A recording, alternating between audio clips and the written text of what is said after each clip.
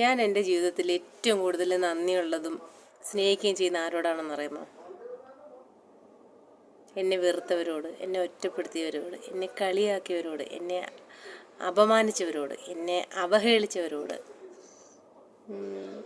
അവഗണിച്ചവരോട് ഒക്കെ എനിക്ക് ഒരുപാട് ഒരുപാട് ഒരുപാട് നന്ദിയുണ്ട്, സ്നേഹമുണ്ട്. അതുപോലെ തന്നെ എന്നെ സ്നേഹിച്ചവരുണ്ട്, എന്നെ ചേർത്ത് നിർത്തിയവരുണ്ട്, എന്നെ പിന്തുണച്ചവരുണ്ട്, എൻ്റെ വിജയം കാണാൻ ആഗ്രഹിച്ചവരോടുണ്ട്. ഈ 2 തരം ആൾക്കാരെ എൻ്റെ ജീവിതത്തിൽ ഒരു കാലത്തും മറക്കത്തുമില്ല. ജീവിത അവസാനം വരെ എനിക്ക് അവരോട് നന്ദി ഉണ്ടായിരിക്കും. നന്ദി, സ്നേഹവും ഒക്കെയോ അവർക്ക് ഒരു കാലത്തും വരത്തില്ല. ഈ ആദ്യം പറഞ്ഞ ആൾക്കാരോടെന്ന് പറഞ്ഞു കഴിഞ്ഞാൽ അവരങ്ങനെ ആ തരത്തിൽ എന്നോട് പെരുമാറിയത് കൊണ്ട് തന്നെയാണ് എനിക്ക് ജീവിച്ച് കാണിക്കണം എന്നുള്ളൊരു വാശി എന്നിലുണ്ടായത്. അപ്പോൾ ആ ഒരു പ്രവണത അവരെന്നോട് കാണിച്ചതിന് ഒരുപാട് നന്ദിയുണ്ട്. അതുപോലെ തന്നെ എന്നെ സ്നേഹിച്ചവരെ, എന്നെ പിന്തുണച്ചവരെയും, എന്നെ സപ്പോർട്ട് ചെയ്തവരെയും, എന്നെ ചേർത്ത് നിർത്തിയവരോടും അവരെ ഞാൻ നിരാശപ്പെടുത്തിയില്ല. അവർ എന്നെ അങ്ങനെ ചെയ്തിട്ടുണ്ടെങ്കിൽ അവരാ ചേർത്ത് നിർത്തലിന് ഞാനൊരു ഗിഫ്റ്റ് പോലെ ഞാൻ അവരുടെ മുന്നിൽ പിന്നീട് ഞാൻ ജീവിച്ചത്. എൻ്റെ മുന്നോട്ടുള്ള ഓരോ സ്റ്റെപ്പും പ്രചോദനം തന്നത് ഈ ആദ്യം പറഞ്ഞ ആൾക്കാരാണ് പ്രചോദനം തന്നത്.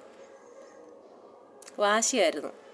ജീവിച്ച് കാണിക്കണം, ഇവരൊക്കെ മുമ്പിൽ തല ഉയർത്തിപ്പിടിച്ച് തന്നെ നിൽക്കണം. തല ആരുടെയൊക്കെ മുന്നിൽ കുനിഞ്ഞിട്ടുണ്ടോ അവരുടെയൊക്കെ മുന്നിൽ ഞാൻ അന്തസ്സായിട്ട് തല ഉയർത്തിപ്പിടിച്ച് തന്നെ നിൽക്കുക. എനിക്ക് എല്ലാം കൂടെ ഒക്കെ വന്ന് മറിഞ്ഞെന്നല്ല, എങ്കിലും ഒരു സ്റ്റാൻഡായി. ആ സ്റ്റാൻഡിൽ നിന്ന് മുന്നോട്ട് പോകാൻ എനിക്ക് സാധിക്കും. എനിക്ക് ഉറച്ച വിശ്വാസമുണ്ട്. അപ്പോൾ നിങ്ങളാണെങ്കിൽ തന്നെയും ഇത്തരക്കാരെ ഒരു കാരണവശാലും വെറുക്കരുത്. അവരെ നന്ദിയോടെ ഓർക്കണം.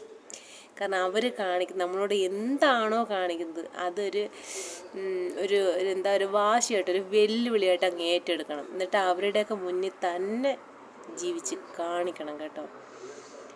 നമുക്കൊരു പരാജയമോ വിഷമോ തകർച്ചയോ കൊണ്ടാകുമ്പോൾ അവിടെ കൊണ്ട് അവസാനിച്ചു, എല്ലാം തീർന്നു എന്ന് വിചാരിക്കരുത്. അവിടെ കൊണ്ട് തുടങ്ങണം. നിങ്ങൾക്ക് എന്ത് കഷ്ടപ്പാടാണോ, എന്ത് ബുദ്ധിമുട്ടാണോ, എന്ത് തകർച്ചയാണോ വന്നത്, അവിടെ കൊണ്ട് അവസാനിച്ചു എന്ന് കരുതാതെ അവിടെ കൊണ്ട് തുടങ്ങാൻ നിങ്ങൾ വിചാരിക്കണം കേട്ടോ. ഇത്രയേ ഉള്ളൂ എനിക്ക് പറയാൻ.